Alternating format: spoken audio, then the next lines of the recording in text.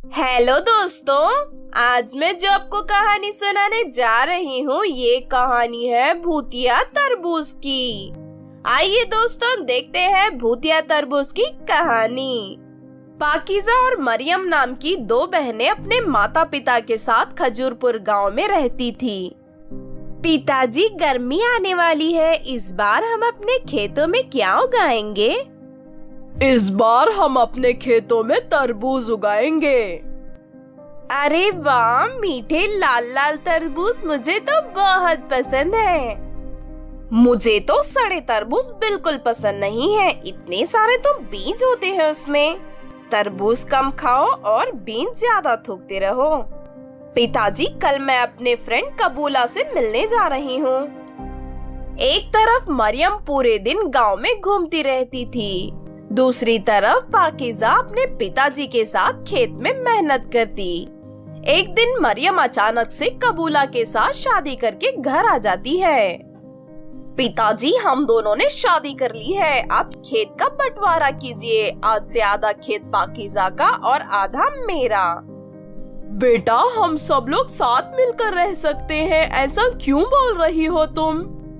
नहीं पिताजी, मैं अपने पति के साथ अलग रहना चाहती हूँ, मैं यहाँ नहीं रह सकती। खेतों का बंटवारा हो जाता है, आधा खेत पाकीज़ा और उसके पिताजी जुताते हैं और आधा खेत मरियम और कबूला। मरियम और कबूला को खेती करनी नहीं आती थी, इसीलिए वो दोनों उल्टे सीधे तरीके से फसल उगाते हैं। 3-4 महीने बाद तरबूज जब बड़े हो जाते हैं तो मरियम एक तरबूज खाकर देखती है। हमारे तरबूज बिल्कुल फीके हैं, ऐसा क्यों हुआ है? ये फीके क्यों हैं? उधर पाकीज़ा भी अपने खेत के तरबूज खाकर देखती है, तरबूज बहुत मीठे होते हैं। अरे वाह पिताजी, ये तरबूज तो बहुत मीठे हैं। पाकीज़ा अपने पिताजी के साथ तरबूज मंडी में बेच आती है और ढेर सारे पैसे लेकर घर लौटती है। उधर मरियम के फीके तरबूज कोई नहीं खरीदता। उस पाकीज़ा ने जरूर हमारे तरबूज के साथ कोई छेड़छाड़ की है, तभी उसके तरबूज मीठे और हमारे फीके हैं। हाँ, मुझे भी तुम्हारी बहन पर शक हो रहा है। मसूला चुड़ैल ये सब कुछ देख रही थी। चुड़ैल मरियम के घर पहुंचती है और कहती है, तुम्हारी बहन तुमसे जलती है, लेकिन तुम उससे ज्यादा अमीर बन सकती हो। मैं अमीर बन सकती हूँ, लेकिन कैसे, बताइए चुड़ैल जी। मैं तुम्हें अपना खून और इंजेक्शन दे रही हूँ। मेरे खून का इंजेक्शन सभी तरबूजों में लगा दो। तुम्हारे तरबूज लाल और मीठे हो जाएंगे और खूब बिकेंगे। मरियम चुड़ैल का खून ले लेती है और इंजेक्शन में भर भर के सभी तरबूजों में लगा देती है। अब जो भी मेरे तरबूज खाएगा उसके पेट में मेरा खून पहुंच जाएगा, फिर वो मेरा गुलाम बनकर मेरी गुफा की तरफ चला आएगा और मैं अपने दांतों से उसे खा जाऊंगी। मरियम और कबूला अमीर बनने के लिए चुड़ैल का खून सारे तरबूजों में चढ़ा देते हैं। उनके तरबूज लाल और मीठे हो जाते हैं। अगर किसी को पता चल गया कि हमने तरबूजों में चुड़ैल का खून चढ़ाया है तो क्या होगा? किसी को पता नहीं लगेगा। वैसे भी हम लोगों को डायरेक्ट तरबूज नहीं बेचेंगे, हम मंडी में जाकर तरबूज बेचेंगे, फिर वहाँ से तरबूज लोगों तक पहुँच जाएंगे। मरियम और कबूला अपने तरबूज जाकर मंडी में ऊंचे दामों में बेच आते हैं और ढेर सारे पैसे लेकर घर लौटते हैं। अगले सप्ताह गांव के बहुत सारे लोग गायब हो जाते हैं। पाकीज़ा के पिताजी भी गायब थे, क्योंकि उन्होंने अपने दोस्त के घर मरियम का इंजेक्शन वाला तरबूज खा लिया था। हे भगवान, ये पिताजी कहाँ चले गए? अब मैं कहाँ ढूंढूं मेरे पिताजी को? मरियम के घर देखती हूँ। पाकीज़ा मरियम के घर जाती है और पिताजी के बारे में पूछती है। मरियम, पिताजी नहीं मिल रहे हैं, क्या तुमने उन्हें कहीं देखा है? पिताजी नहीं मिल रहे हैं तो मैं क्या करूं? तुम मुझसे पूछने क्यों चली आई है? पिताजी तुझसे परेशान होकर कहीं चले गए होंगे। पाकीज़ा पूरे गांव में अपने पिताजी को ढूंढते ढूंढते जंगल तक पहुंच जाती है। वो देखती है कि मसूला चुड़ैल ने उसके पिताजी और कई सारे लोगों को बांध कर रखा है और उन्हें जलाने वाली थी। पाकीज़ा दौड़ कर जाती है और चुड़ैल के सर पर पत्थर मारती है। मसूला चुड़ैल बेहोश हो जाती है। फिर वो मेडिकल जाकर जल्दी से उल्टियां करने की गोली लेकर आती है और सारे गांव वालों को खिला देती है। सारे गांव वाले बहुत सारी उल्टियां करते हैं, जिससे उनके शरीर के अंदर से चुड़ैल का खून निकल जाता है और वे सभी होश में आ जाते हैं। मेरी और गांव वालों की जान बचाने के लिए तुम्हारा बहुत बहुत शुक्रिया पाकीज़ा बेटी। सारे गांव के लोग मंडी जाकर जांच करते हैं कि किसके तरबूज खाने से उनके साथ ऐसा हुआ है। गांव वालों को पता लगता है कि मरियम ने तरबूज में चुड़ैल का खून का इंजेक्शन लगाया था। मरियम ने हम गांव वालों के साथ बहुत बुरा किया है। इस मरियम को और कबूला को फांसी पर चढ़ा दिया जाए। मुझे माफ कर दो गांव वालों, मैं पैसे के लालच में अंधी हो गई थी। तुम पाकीज़ा की बहन हो। पाकीज़ा ने हमारी जान बचाई है, इसीलिए हम तुम्हें माफ करते हैं। लेकिन तरबूज बेचकर जो भी पैसे कमाए हैं वो सभी गांव वालों को बराबर में बांटने होंगे और तुम दोनों गांव छोड़कर यहाँ से चले जाओगे। गांव वाले मरियम से पैसे ले लेते हैं और उसे माफ कर देते हैं। मरियम और कबूला गांव छोड़कर वहाँ से चले जाते हैं। पाकीज़ा अपने पिताजी के साथ मिलकर राजी खुशी रहने लगती है। तो आपने देखा दोस्तों भूतिया तरबूज की कहानी। इस कहानी से हमें ये शिक्षा मिलती है कि लालच करना अच्छी बात नहीं होती। अपने फायदे के लिए दूसरों की जान को खतरे में नहीं डालना चाहिए। अगर ये कहानी आपको अच्छी लगी हो तो जरूर लाइक करें और हमारे चैनल छोटू टीवी को सब्सक्राइब भी कर लें। और हाँ दोस्तों, हमें कमेंट करके जरूर बताना कि आपको कहानी कैसी लगी। हेलो दोस्तों, आज मैं जो आपको कहानी सुनाने जा रही हूँ ये कहानी है बॉटल की जलपरी की। आइए दोस्तों देखते हैं बॉटल की जलपरी की कहानी। अटलांटिक महासागर में तरीना नाम की एक सुंदर जलपरी अपनी माँ के साथ रहती थी। माँ, आज पृथ्वी पर चूड़ियों की बाजार लगी है। मैं अपने लिए और तुम्हारे लिए रंग बिरंगी चूड़ियाँ और ज्वेलरी खरीदने जाऊंगी।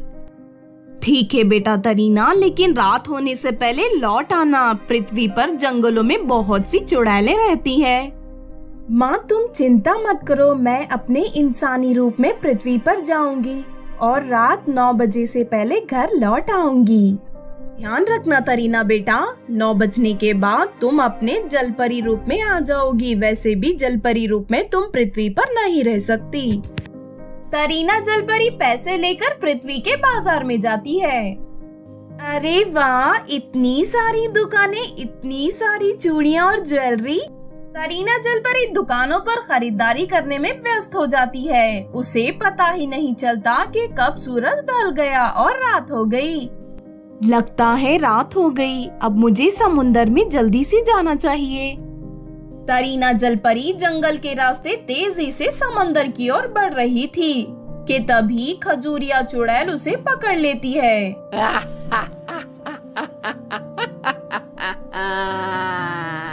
बहुत दिनों के बाद एक जलपरी पकड़ में आई है। मैं जानती हूँ कि तू एक जलपरी है, लेकिन तू चिंता मत कर, मैं किसी को खाती नहीं हूँ, उन्हें परेशान करती हूँ।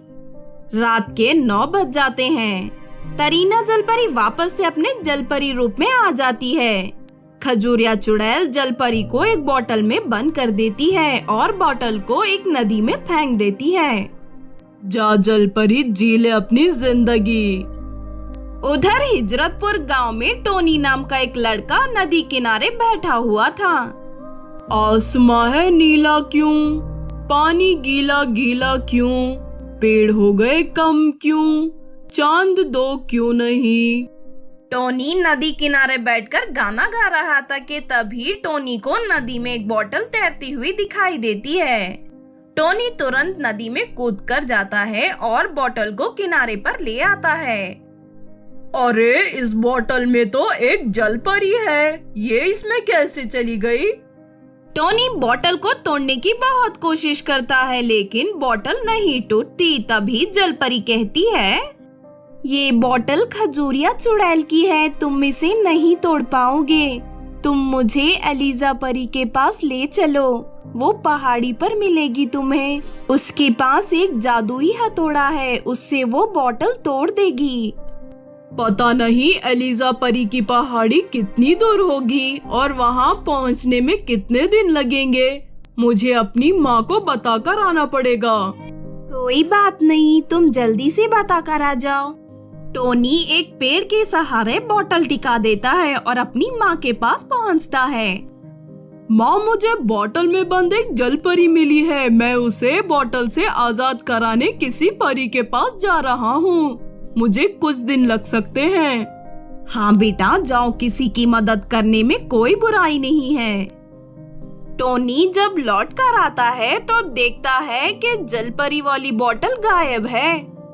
अरे मैंने तो बोतल यही रखी थी, फिर कहाँ चली गई? अब मैं क्या करूँ? मुझे छोटी जादूगरनी के पास जाना होगा, वही मेरी मदद कर पाएगी। टोनी छोटी जादूगरनी के पास मदद मांगने जाता है। ये देखो, जादुई गोले में खजूरिया चुड़ैल फिर से बोतल को उठाकर ले गई है। मैं उस जल परी को बचाने जा रहा हूँ उस चुड़ैल से। रुक जाओ टोनी, तुम ऐसे ही उस चुड़ैल से नहीं लड़ पाओगे।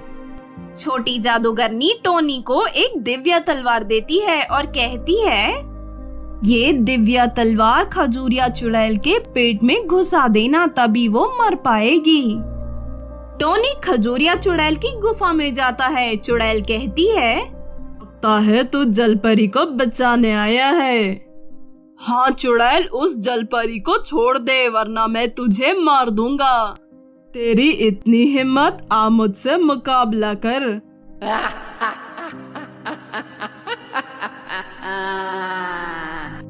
चुड़ैल और टोनी की खूब लड़ाई होती है। अंत में टोनी दिव्य तलवार खजूरिया चुड़ैल के पेट में घुसा देता है। चुड़ैल जलकर भस्म हो जाती है।